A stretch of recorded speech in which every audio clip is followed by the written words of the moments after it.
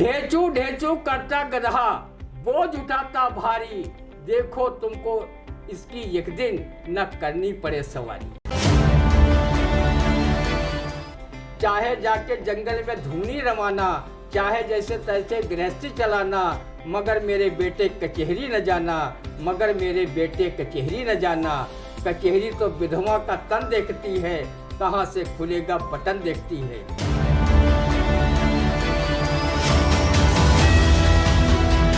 नमस्कार, स्वागत है आप सभी का आई इंडिया के खास कार्यक्रम रंदा में। खबरों पर रंदा चलाने के लिए आई इंडिया के स्टूडियो में मौजूद है कवि, वरिष्ठ पत्रकार एवं रंगकर्मी ज्ञान प्रकाश सिंह प्रतीक जी। तो प्रतीक जी, आपका बहुत बहुत स्वागत है आई इंडिया के स्टूडियो में। आज की पहली खबर की शुरुआत करेंगे, जहां महाकुंभ में फैली अव्यवस्थाओं पर विपक्ष द्वारा सवाल उठाए जाने पर सीएम योगी आदित्यनाथ ने कहा कि गिद्ध, लाशें तथा सुअर गंदगी खोजने गए थे। अब इस पर गिद्ध और सुअर की बात पर क्या कहेंगे, रंदा सुनते हैं। गिद्ध और सुअर से तुलना सीएम योगी बाबा कहीं रंदा से कर देते तो वो आपके पैर धो धो कर 7 जन्मों तक चरणोदक की भांत पीता रहता। चाहे विपक्ष के लिए या फिर महाकुंभ में दिवंगत हुए श्रद्धालुओं के परिजनों की तुलना सीएम योगी जी ने सुअर व गिद्ध से की है। वो कितने भाग्यशाली नेता व लोग हैं जिनकी योगी बाबा ने गिद्ध और सुअर जैसे महान पूज्य सनातनी जीवों से तुलना की है। रंदा का कहाँ ऐसा भाग्य है कि योगी बाबा जैसा महान व्यक्तित्व वाला साधु वेशधारी सीएम उसे गिद्ध और सुअर की तुलना से नवाजे। योगी बाबा, रंदा ने तुम्हारा क्या बिगाड़ा था कि आपने एक बार भी रंदा को सुअर व गिद्ध नहीं कहा? नहीं तो रंदा बिना महाकुंभ में नहाए ही मोक्ष को प्राप्त कर लेता। रंदा ने कवि अवनेश मिश्र की जब से काव्य पुस्तक चूंकि आप गिद्ध हैं पढ़ी है, तब से उसके मन में लालसा हिलोरे मार रही है कि कोई उसे गिद्ध कहकर उसके मान सम्मान में बढ़ोतरी करे। कवि अवनेश मिश्र ने लिखा है, चूंकि हम एक इंसान हैं इसलिए परेशान हैं, आप एक गिद्ध हैं इसलिए प्रसिद्ध हैं। योगी बाबा, शायद आप विपक्षी नेताओं और महाकुंभ की अव्यवस्थाओं पर सवाल उठाने वाले लोगों की तुलना गिद्ध व सुअर से करने पर गिद्धराज जटायु के वंशज गिद्धों व भगवान विष्णु के 12 अवतार का कितना घोर अपमान किया है। त्रेतायुग में सीता को साधु वेशधारी रावण के चंगुल से छुड़ाने के लिए गिद्धराज जटायु ने घोर संग्राम कर अपने प्राणों की आहुति दे दी, जिसका अंतिम संस्कार स्वयं मर्यादा पुरुषोत्तम श्री राम ने पिता के समान मानकर किया था। गिद्धराज जटायु के वंशजों ने हमेशा मानव जीवन बचाने एवं पर्यावरण संरक्षित रखने हेतु मृत जानवरों के मांस से अपनी उदर पूर्ति की है। वैसे ही अब गिद्ध विलुप्त प्राय हो गए हैं, उनका अपमान करने का किसी को हक नहीं है। सनातन का झंडा उठाने वाले सीएम योगी आदित्यनाथ ये भी भूल गए कि जब राक्षस हिरण्याक्ष पृथ्वी को चुरा कर पाताल लोक लेकर चला गया था, तब ब्रह्मा आदि देवताओं के अनुनय विनय पर भगवान विष्णु ने सुअर अर्थात बाराह का रूप धारण कर पाताल लोक में जाकर हिरण्याक्ष को मारकर पृथ्वी को अपने दांतों पर रखकर लाए थे। किसी नेता की तुलना सुअर से करने का मतलब है कि आपने सीधे सीधे भगवान विष्णु के 12 अवतार का घोर अपमान किया है। गिद्धराज जटायु के विषय में गोस्वामी तुलसीदास ने चौपाई लिखी है, गिद्धराज सुन आरत बानी, रघुकुल तिलक नारी पहचानी। गिद्ध जैसी दृष्टि तेज किसी भी जीव की नहीं होती है, वो 400 योजन तक देख लेता है। सीएम योगी की जगह अगर कहीं रंदा होता तो गिद्धों सुअरों की तुलना नेताओं से करने की भूल पर उनके चरणों का साष्टांग प्रणाम करते हुए माफी मांगता। कारागार राज्यमंत्री सुरेश राही के कार्यालय सचिव सुरेश कुमार वर्मा ने पूछा कि रंदा भाई कई वर्षों से गिद्ध नहीं दिखाई दे रहे हैं, ये कहाँ चले गए हैं? रंदा ने उन्हें अपने स्वर्गीय कवि मित्र राम मोहन शुक्ल सजल की ये पंक्तियां सुनाकर सुरेश बाबू की थोड़ी जिज्ञासा शांत की। एक दिन हमसे पूछे भिखारी लाल, एक दिन हमसे पूछत भिखारी लाल, सजल बताओ कहाँ गिद्ध सब उजल गए। तीर्थ पर्यटन को कहीं गए हैं गिद्ध सब, या गंग को नहाए पाप धोए सब तरीके। हमने कहा तीर्थ पर्यटन को न गए हैं गिद्ध सब, न नहाए गंग पाप धोए सब तरीके। भ्रष्टाचारी कदाचारी जो है लोग यहाँ वहाँ, उनकी आत्मा में वो सीधे घुसड़गी। रंदा ने सीएम योगी आदित्यनाथ से अपील की है कि वो रंदा को गिद्ध व सुअर जैसे महान पवित्र जीवों से तुलना कर विपक्षी नेताओं की तरह सम्मान नहीं दे सकते तो न दें, लेकिन कम से कम गधा बोलकर उसका सम्मान तो बढ़ा ही सकते हैं, क्योंकि रंदा के मन में गधा के प्रति आदर सम्मान उसी दिन से बढ़ गया था जिस दिन हमारे डंकापत विश्व गुरु प्रधानमंत्री नरेंद्र मोदी ने गधे को अपना प्रेरणा स्रोत बताया था। वैसे भी गधा शीतला माता की सवारी माना जाता है। कसम से जब गधा पूरे जोशो खरोश में ढेचू ढेचू का मनभावन स्वर निकालता है तो पराये बाप की कसम रंदा का मन करता है कि वो गधे का मुंह बड़े प्यार से चूम ले। रंदा हमेशा गधों का सम्मान किसी कवि की इन काव्य पंक्तियों से करता है। ढेचू ढेचू करता गधा बोझ उठाता भारी, देखो तुमको इसकी एक दिन न करनी पड़े सवारी। ढेचू ढेचू करता गधा बोझ उठाता भारी, देखो तुमको इसकी एक दिन ना करना पड़े सवारी। फिलहाल जिस तरह से महाकुंभ पर सीएम योगी ने कहा था कि सुअर और गिद्ध से तुलना कर दी थी कि जिसको जैसा था वैसा दिखता रहा। फिलहाल आपने सुना कि रंदा ने उस पर क्या कहा। अगली खबर, यौन शोषण के आरोप में कांग्रेस सांसद राकेश राठौर की जमानत याचिका पर 11 मार्च को होगी सुनवाई।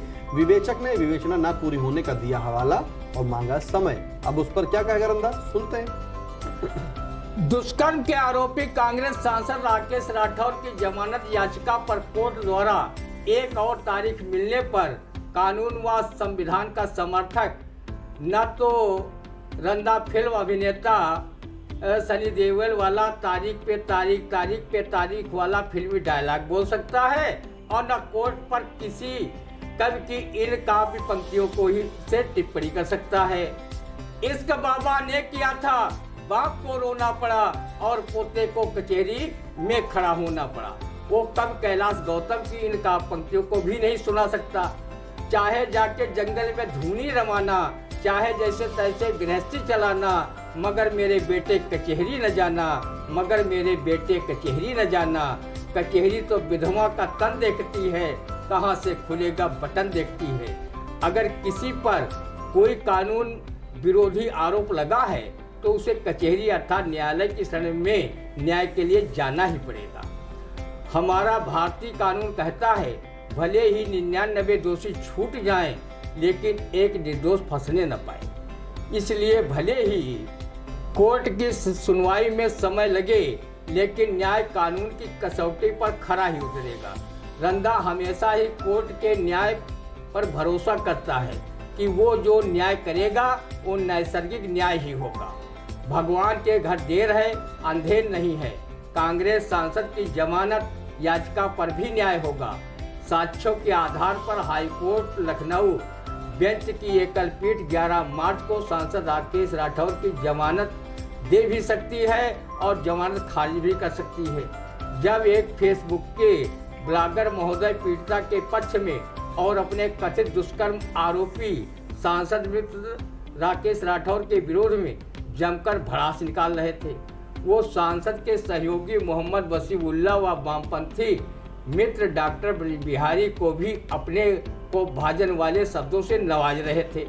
यही नहीं, जिन पर सांसद राकेश राठौर ने प्रेस वार्ता में भूमाफिया होने का आरोप लगाया था, ये लेखक ब्लॉगर महोदय उनके पक्ष में खड़े होकर जिले का उन्हें सबसे बड़ा समाजसेवी बता रहे थे। जब से हाईकोर्ट की एकल बेंच में सांसद राकेश राठौर की जमानत याचिका दाखिल हुई है, तब से वो जमानत को लेकर अपने बृहस्पति वाले व्रत का पूर्ण भी समर्पित करते घूम रहे हैं।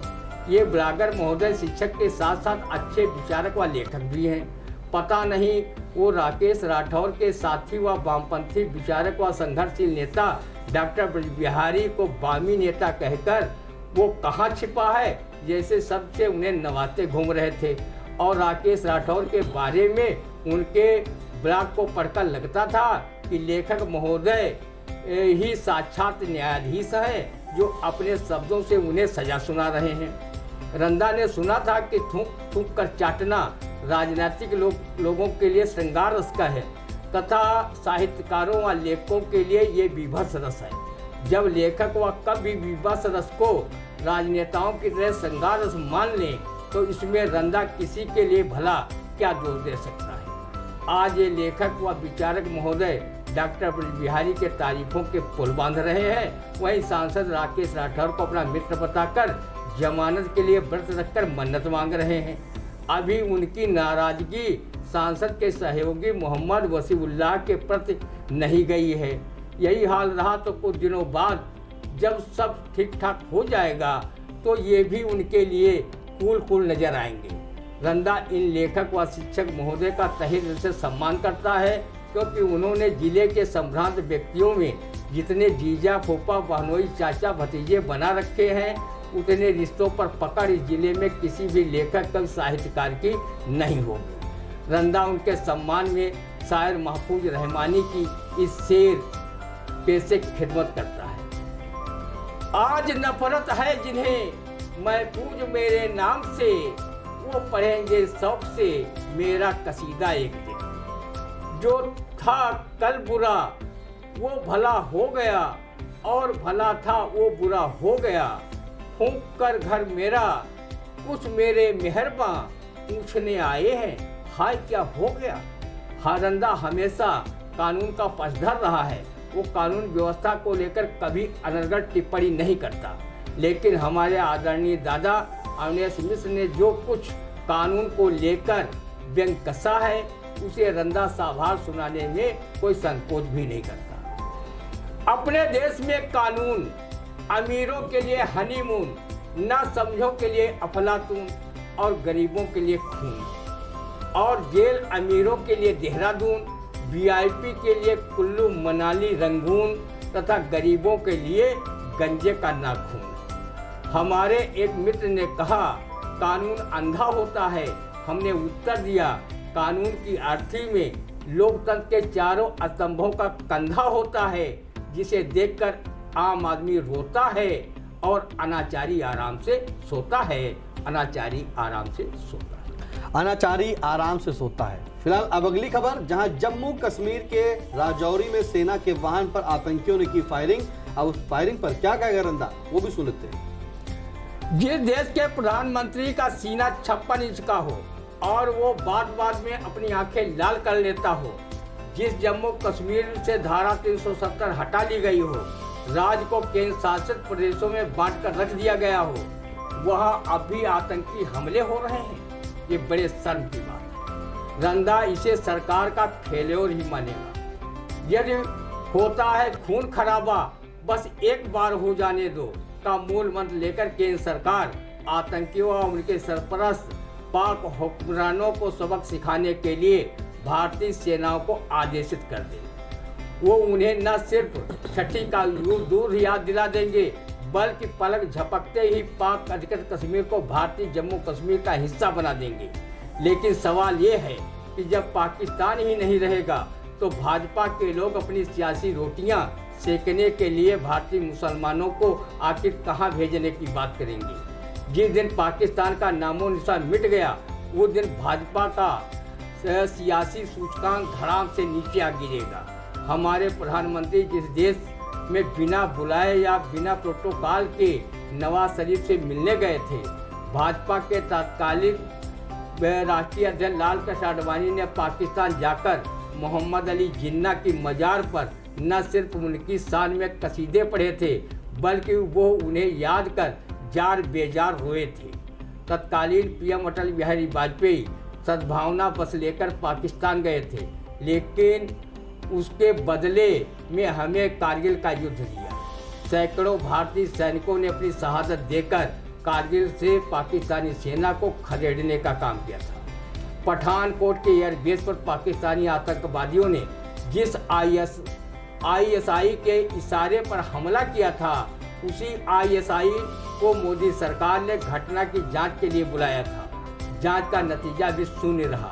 आतंकी भेजने वाले मुल्क पाकिस्तान को सैन्य कार्रवाई तबाह न करने की वजह से उसका दुस्साहस दिनों दिन बढ़ता जा रहा है और हमारे जिम्मेदार नेता उसके आतंकी कारनामों को देखकर भी अनदेखा कर रहे हैं। इस बात की तस्दीक मूर्धन्य कवि केदारनाथ शुक्ल ने अपनी इस कविता में की है। अगर देश में राजनीति के ठेकेदार नहीं होते, अगर देश में राजनीति के ठेकेदार नहीं होते, अपने बीच पले छुप कर कुछ गद्दार नहीं होते। तुमको सदा दबाने वाले ही दमदार नहीं होते।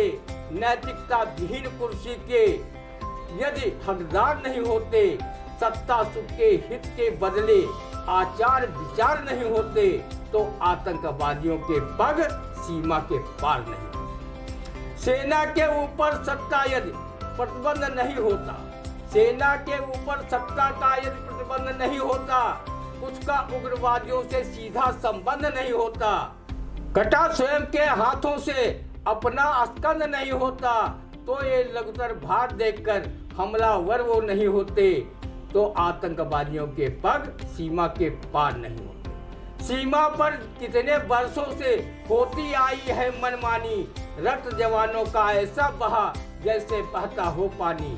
सुलह संध से नहीं मानता अगर नीच वो अभिमानी, तो तुम भी सेना को कुछ दिन कर लेने दो मनमानी।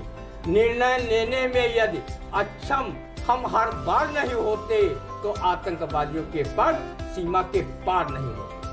पाक पोषित आतंकवादियों को सबक सिखाने की अपील रंदावोज के कवि रजनीश मिश्र की इन काव्य पंक्तियों से करता है। सठे साठे समाचरित सूत्र अपनाना पड़ता है, दुष्टों को दुष्टों की भाषा में समझाना पड़ता है।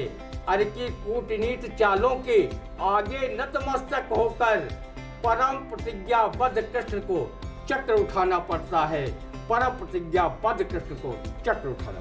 देखिए कितनी सही बात कही कि दुष्टों को दुष्टों की भाषा में ही समझाना पड़ता है। नंदा ने कहा कि भारत के प्रधानमंत्री नरेंद्र मोदी अब देश के उन जवानों को आज़ाद करें और जो पाकिस्तान है उसे अपने मिलाए। लेकिन नंदा ये भी कह रहा है कि ऐसा वो शायद इसलिए नहीं कर रहे हैं क्योंकि वो राजनीति जो रोटियां हैं वो कैसे सेकी जाएंगी, क्योंकि पाकिस्तान ही तो मुद्दा है। भाजपा अगर पाकिस्तान को अपने मिला लेगा या उससे संधि कर लेगा तो फिर सियासी सूचकांक जो उसका है वो लगातार नीचे गिरता रहेगा, क्योंकि जब जब कोई मुद्दा उठता है तब यही कहा जाता है कि जो यहाँ के भारत के मुसलमान हैं वो सीधे पाकिस्तान चले जाएं, क्योंकि पाकिस्तान पर सियासी बयानबाजी के साथ लगातार कटाक्ष भी होते रहते हैं। फिलहाल हमारे देश के जो जवान हैं वो लगातार शहीद हो रहे हैं। किसी आतंकी हमले में कोई कहीं से फायरिंग कर रहा है, जब वो सीमा पर तैनात होते हैं, दिन रात ड्यूटी करते हैं, तब हम यहाँ सुकून से सो पाते हैं। फिलहाल कैसा लगा रंदा का कार्यक्रम आप कमेंट करके जरूर बताइए। कोई सुझाव तो भी कमेंट के माध्यम से जरूर बताएं, और अगर अभी तक आपने अपने पसंदीदा आई इंडिया चैनल को यूट्यूब पर सब्सक्राइब नहीं किया तो यूट्यूब पर जाएं, आई इंडिया को सब चैनल को सब्सक्राइब करें, फेसबुक पर भी जो सब्सक्राइब फॉलो कर लें, और साथ में इंस्टा पर फॉलो करें, एक्स अकाउंट पर भी आपका अपना चैनल है उससे फॉलो कर लें, फेसबुक पर लाइक जरूर करें। कोई सुझाव हो तो कमेंट के माध्यम से जरूर बताएं। अब दीजिए इजाजत, फिर मिलते हैं आपसे अगले रंदा के कार्यक्रम, तब तक के लिए नमस्कार।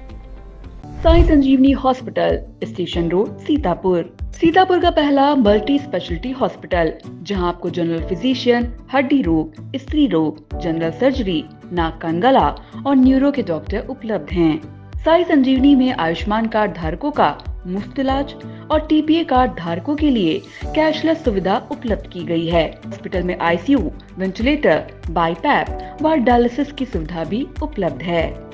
Sai Sanjeevani hospital, station road, Sitapur. आपका बहुत बहुत आभार। महज 28 दिनों में 1,20,00,000 दर्शकों की संख्या हुई पार। हर रोज 4.5 लाख लोग आई इंडिया को रहे देख। 2,10,000 घंटे किया जा रहा वॉच। 17,000 नए बने सब्सक्राइबर। प्रतिदिन नए कीर्तिमान गढ़ रहा। खबर आपकी, नजर हमारी वाला आपका आई इंडिया। आई इंडिया को मिल रहे प्यार के लिए आपका तहे दिल से शुक्रिया।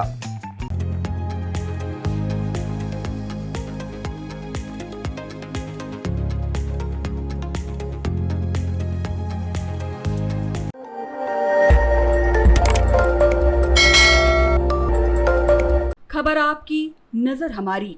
देखते रहिए आई इंडिया।